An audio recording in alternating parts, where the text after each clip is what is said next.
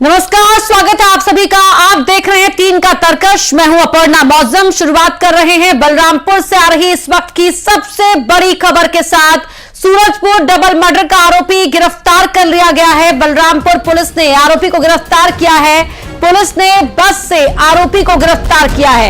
ये आरोपी रांची की बस से अंबिकापुर जा रहा था। बड़ी खबर आपको बता रहे हैं, तस्वीरों में भी आप देख सकते हैं। तस्वीरें आपको दिखा रहे हैं एक्सक्लूसिव, जहां सूरजपुर डबल मर्डर केस का आरोपी गिरफ्तार कर लिया गया है। एक बस से इसे गिरफ्तार किया है बलरामपुर पुलिस ने। यह जो आरोपी था वो रांची की बस से अंबिकापुर जा रहा था और इस डबल मर्डर केस की वारदात के बाद बेहद तनावपूर्ण जो हालात सूरजपुर में बन गए थे, अब उस डबल मर्डर केस का आरोपी पकड़ा गया है। बलरामपुर से इसकी गिरफ्तारी हुई एक बस के अंदर से। यह बस में बैठकर अंबिकापुर जा रहा था।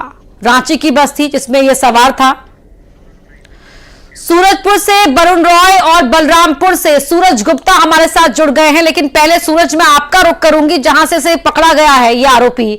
बताएं किस तरह से इसे गिरफ्तार किया गया, कहां जा रहा था, क्या अकेला था या कोई और भी इसके साथ बैठा हुआ था?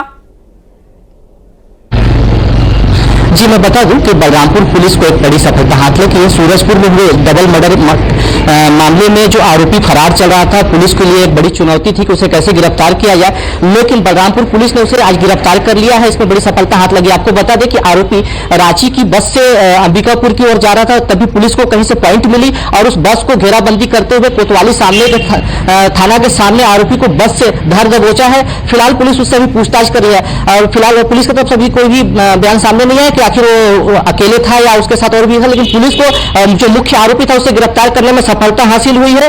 पुलिस लगातार उससे पूछताछ कर रही है। इस दौरान बलरामपुर जिले के पुलिस अधीक्षक वैभव बैंकर रमन लाल भी मौजूद है, जिनकी मौजूदगी में पूरी कार्रवाई की गई, आरोपी को गिरफ्तार किया गया है। जी ठीक है वरुण, आपके पास आते हैं, जरा बताएं कि अब किस तरह के हालात सूरजपुर में बने हुए हैं फिलहाल।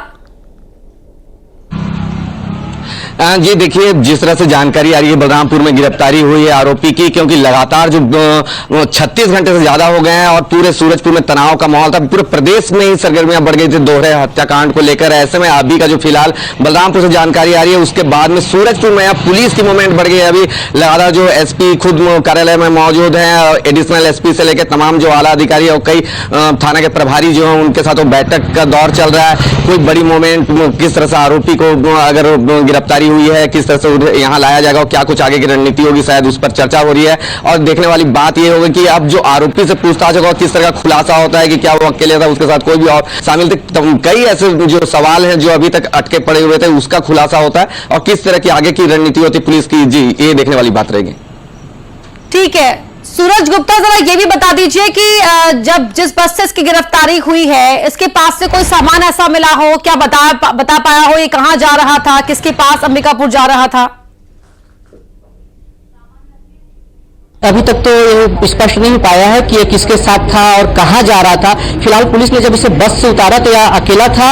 इसके पास से कोई सामान भी बस से बरामद नहीं किया गया है। पुलिस बस की पूरी तलाशी, लेकिन इसका कोई भी सामान बस के द्वारा जो कंडक्टर ड्राइवर है नहीं बताया गया कि इसके द्वारा कोई बस में सामान भी रखा गया था। पुलिस आरोपी को हमारे पीछे जो आप तस्वीर देख रहे हैं साइबर सेल में ले जाकर पूछताछ कर रही है। उससे अभी सघन पूछताछ भी जारी है। पुलिस अधीक्षक मौके पर मौजूद है, जिले के अतिरिक्त पुलिस अधीक्षक सहित तमाम पुलिस अधिकारी भी मौके पर मौजूद है, उससे पूछताछ जारी है। अभी तक यह स्पष्ट नहीं हो पाया कि अकेले था या उसके साथ कोई और भी था। जी बिल्कुल।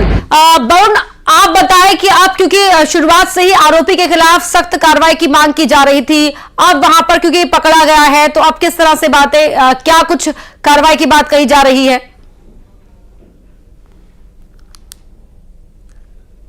मांग था, जो उनका आक्रोश सड़कों पर नजर आया, उनका मांग इतना था कि आरोपी की जल्द गिरफ्तारी और कड़ी कार्रवाई यहीं से शुरुआत होनी चाहिए। कानूनी जो शुरुआत होगी यहां से कड़ी कार्रवाई की। तो ऐसे में जैसे ही लोगों को पता चलेगा कि आरोपी की गिरफ्तारी हुई है, उसके बाद लोगों का किस तरह का रोष आता है या फिर वो किन तरह की मांगों को लेकर वो मिलते हैं, क्योंकि कुछ देर के बाद में हालात बदलने वाले, क्योंकि जगह जगह बैरिकेडिंग करना शुरू कर दिया गया है कि अगर, क्योंकि जिस तरह से कल से तनाव हुआ था, लगातार शांति समिति की बैठक ली जा रही थी कलेक्टर के द्वारा, एसपी के द्वारा। ऐसे में अब आरोपी से पूछताछ में क्या कुछ खुलासा होगा। इस पर सभी की निगाहें टिकी होंगी कि आरोपी ने किस तरह से वारदात को अंजाम दिया और कितने लोग भी शामिल हो सकते हैं या वो केवल अकेला था। तो ये तमाम जो सवाल थे उनके जवाब के लिए लोगों की निगाहें टिकी होगी। जी धन्यवाद आपका वरुण, आपका भी, और सूरज आपका भी पूरी बातचीत के लिए धन्यवाद। वहीं एमपी छत्तीसगढ़ की 3 सीटों पर आज उपचुनाव की तारीखों का ऐलान थोड़ी